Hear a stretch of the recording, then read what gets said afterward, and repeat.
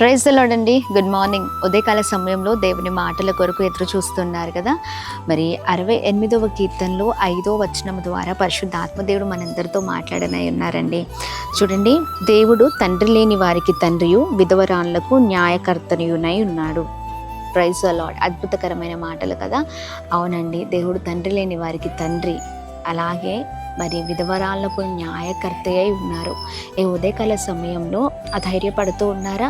ఒంటరి వాడినండి, ఒంటరి దాన్ని, నాకు దిక్కెవరు లేరు, నన్ను ఆదరించేవారు లేరు, ఈ రోజున నా కుటుంబాన్ని కోల్పోయి ఒంటరి స్థితిలో నేను ఉన్నాను, లేదా అందరూ ఉన్నా కానీ ఎవరూ పట్టించుకోవట్లేదు, మరి భర్త చనిపోయారని, భార్య చనిపోయిందని చాలా దిగులుతో ఉన్నారా? ఎవరు ప్రేమించేవారు లేక ప్రేమ కొరకు ఎదురు చూస్తూ ఉన్నారా?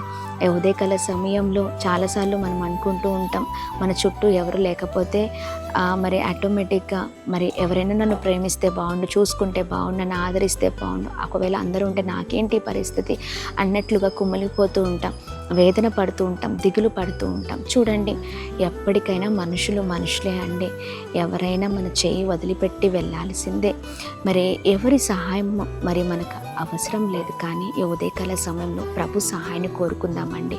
చూడండి, ఎందుకంటే ప్రభు సహాయం ఎప్పుడు కూడా నీకు శాశ్వత కాలం ఉంటుంది. అందుకే నన్ను అంటున్నారు, నువ్వు ఏ విషయంలో బాధపడుతున్నావో ఒంటరిగా ఉన్నానని. అందుకనే ప్రభు అంటున్నారు, తండ్రి లేని వారికి నేను తండ్రిగా ఉన్నాను, విధవరాళ్లకు నేను న్యాయకర్తగా ఉన్నాను. నాకు న్యాయం చేసేవారు లేరని అనుకుంటున్నావా? కానీ ప్రభు అంటున్నారు, నీకు న్యాయకర్తగా నేను ఉన్నాను అని. అధైర్యపడకు. మనుషులు మోసం చేస్తారేమో, తృణీకరిస్తారేమో, వదిలిపెడతారేమో, కానీ ప్రభు నిశ్చయముగా నీతోనే ఉండి నీ కుటుంబం పట్ల గొప్ప కార్యం చేసే దేవుడే ఉన్నారు. ఈ అద్భుతకరమైన వాక్యాన్ని పట్టుకొని ప్రార్థించండి. గొప్ప కార్యాలను ప్రభు చేయబోతున్నారు. Praise the lord. God bless you all.